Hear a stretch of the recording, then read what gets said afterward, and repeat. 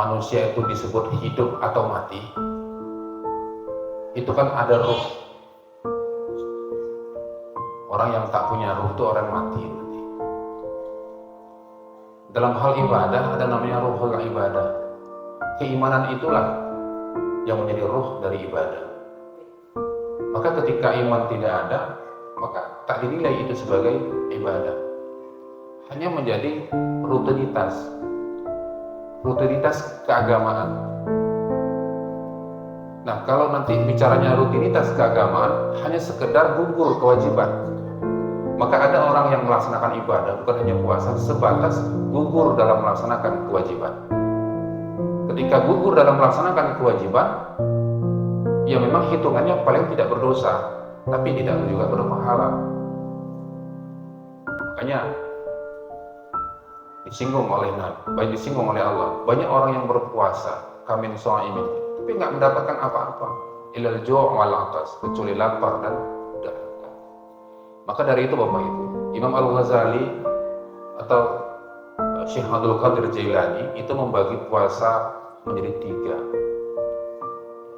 Keduanya hampir mirip ya, antara Imam Al-Ghazali maupun Syekh Abdul Qadir Jailani.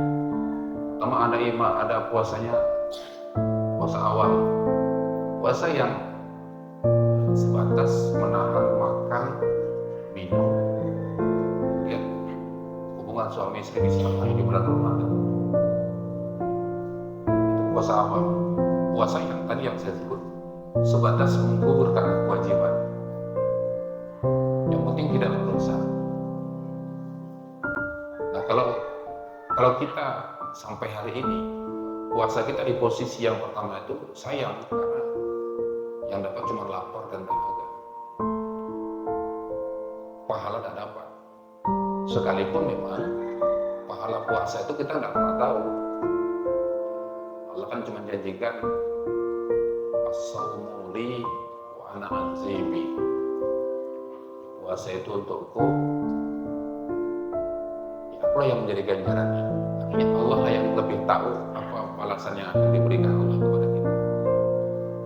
Memang istimewanya puasa itu dibanding ibadah yang lain. Kalau ibadah yang lain itu pahalanya itu kan 10 sampai 700. 10 sampai 700. Artinya bisa kita lihatlah ketika orang melakukan ini, yang paling batasnya 10 sampai 700. Ketika ada orang melakukan ibadah apapun atau kebaikan apapun, hitungannya gampang. Kalkulatornya masih enak ngitungnya. 10 sampai 700. Satu kebaikan atau satu amal ibadah. Tapi untuk puasa tidak ada kalkulatornya. As-shaumu li wa ana ajzi. Jadi Allah lah yang memberikan ganjarannya. Terserah Allah memberikan apa ganjarannya. Tapi terhadap orang yang seperti itu tentu kan tak cukup hanya puasa pada kelompok orang yang pertama, yakni kelompok puasanya tingkat awal yang sebatas menahan lapar.